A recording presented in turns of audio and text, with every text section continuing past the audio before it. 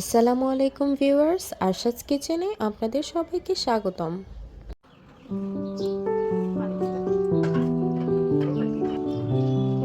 আজকে আমি রান্না করব চিকেন ভুনা। তার জন্য নিয়েছি 1 কেজি চিকেন। এখন পেঁয়াজ আর কাঁচামরিচ দিয়ে লাল করে ভেজে নিব।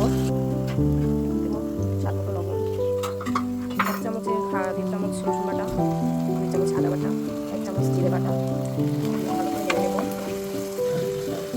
1 চামচ হলুদের গুঁড়ো, 1 চামচ মরিচের গুঁড়ো, 1 চামচ গরম মশলার গুঁড়ো, 1 চামচ ধনিয়ার গুঁড়ো।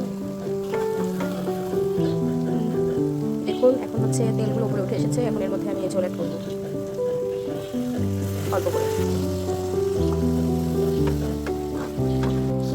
তেলটা উঠে এসেছে উপরে, এখন চিকেনটা দিয়ে দেবো। চিকেনটা এখন দিয়ে দিচ্ছি। এখানে 1 কেজির একটু কম চিকেন আছে। এবার ভালো করে মিশিয়ে নেবো, নেড়ে চেড়ে ভালো করে কষানোর জন্য এখন ঢাকনাটা দিয়ে ঢেকে দেবো। এর মধ্যে আমি একটা টমেটো অ্যাড করবো, কারণ এখন টমেটোর সিজন বেশি। টমেটো দিলে চিকেনের মধ্যে অনেকটা স্বাদ, টেস্টটা বেশি হয়। এর মধ্যে টমেটো অ্যাড করে দিলাম। টমেটো দিলে চিকেনের টেস্টটা অনেক বেড়ে যায়।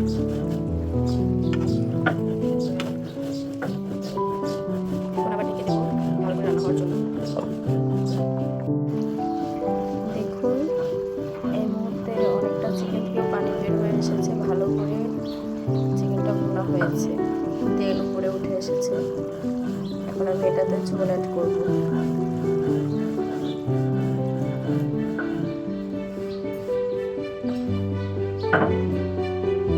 এটা এখন আমি আরো 10 মিনিট রান্না করবো। ঢাকনা দিয়ে ঢেকে দিয়ে 10 মিনিট রান্না করবো।